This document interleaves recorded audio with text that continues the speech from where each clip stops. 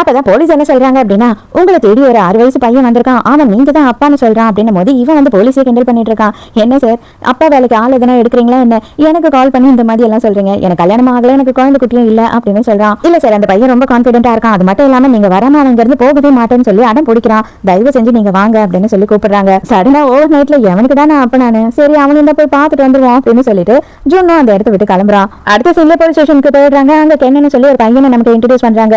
அப்ப செக்ரட்டரி பார்த்துட்டு சொன்னா, சார் உண்மையாவே கொஞ்சம் உங்களை மாதிரி தான் சார் இவன் இருக்கான் பாக்கிறதுக்கு, உங்களோட சின்ன வயசு போட்டோவை நான் பார்த்திருக்கேன், இதே மாதிரி தான் இருப்பீங்க அப்படின்னு சொல்றான். ஆபீசர் இவன் தான் என்னோட அப்பா, இவன் தான் இந்த அயோக்கிய ராஸ்கல் தான் என்னோட அப்பா அப்படின்னு சொல்லும் போது, அடே பெரியவங்க கிட்ட எப்படி பேசணும்னு தெரியாதா, மரியாதையா பேச அப்படின்னு சொல்லி திட்டுறாரு. என்னடா சொன்ன, அயோக்கிய ராஸ்கலா, எந்த ஜாடையிலடா நான் வந்து இவனை மாதிரி இருக்கேன்னு சொல்லி யோசிக்கிறீங்க, எனக்கு அதுல கொஞ்சம் கூட நம்பிக்கையே இல்ல அப்படின்னு சொல்லி ஹீரோ சொல்றான். அதுக்குதான் கென் என்ன சொல்றான் அப்படின்னா, 7 வருஷத்துக்கு முன்னாடி நீ தான் எங்க அம்மாவோட லைஃபையே நாசம் பண்ணிருக்க, நான் எங்க அம்மா கிட்ட இருந்து இந்த விஷயத்தை தெரிஞ்சுக்கிட்டேன், மரியாதையா இது எல்லாத்துக்கும் நீ பதில் சொல்லிதான் ஆகணும், எனக்கு அப்பா இல்லன்னு பேசிக்கிட்டு இருக்காங்க இல்லையா, நீ என்ன வந்து உன்னோட பையன்னு சொல்லி எல்லார்கிட்டயும் சொல்லணும் அப்படின்னு சொல்லி ரொம்ப கோவமா அவன் பேசுறான்.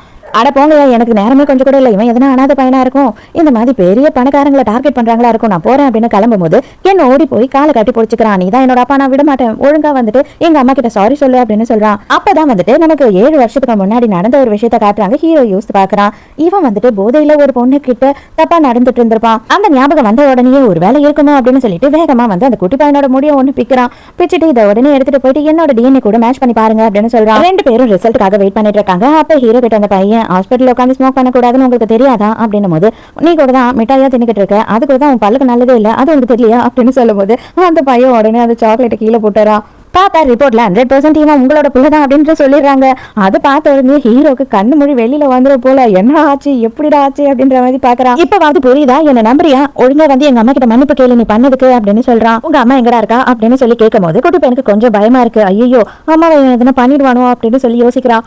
எங்க போற நில்லு, எங்கேயும் போகாத, உன்கிட்ட நான் ஒரு விஷயத்த சொல்லணும், உண்மையாவே நான் சொல்றேன், எனக்கு அந்த அளவு பொறுப்பெல்லாம் கிடையாது, நான் வந்து உனக்கு ரெஸ்பான்சிபிலிட்டி எடுத்துக்கவும் முடியாது, உனக்கு எதனா பணம் வேணும், உங்க அம்மாக்கு எதனா பணம் வேணும்னா அதை கேட்டு வாங்கிக்கோ, அதை விட்டுட்டு நீ வந்து எனக்கு பிள்ளையா இருக்கணும் அப்படின்னு சொல்லி கனவுல கூட நினைச்சு பார்க்காது அப்படின்னு சொல்றான். நீ ஒரு கேவலமானவன், எங்க அம்மா சின்ன வயசுல என்ன தெரியுமா சொல்லி கொடுத்து வளர்த்திருக்காங்க, தப்பு பண்ணிட்டேன் அப்படின்னு சொல்லி சாரி சொல்லணும்னு, ஆனா வந்து நீ இவ்வளவு பெருசு வளர்ந்துருக்கியே, உனக்கு வந்து ஒரு சாரி சொல்ல கூட தெரியாதா அப்படின்னு சொல்றான். ஹீரோக்கு கோவமே வந்துடுது. உனக்கு ரொம்ப வாயா போயிடுச்சு, உன்னை என்ன பண்றேன் பாரு அப்படின்னு சொல்லிட்டு இருக்கமா பிடிச்சிக்கலாம் அவனை. ஐயோ காப்பாத்துங்க கொலகாரன் அப்படின்னு கத்த ஆரம்பிச்சிடறான். நீ கத்து நல்லா கத்து, கொலகாரன்னு சொல்லிட்டல, அதை நிரூபிச்சிடுறேன், அப்படியே உன்னை தூக்கி கடல்ல போட்டேன்னு வச்சுக்கோயேன், சரா வந்து அள்ளிக்கிட்டு போயிடும் அப்படின்னு உடனே அப்படியே வாய மூடிடுறான் குட்டி.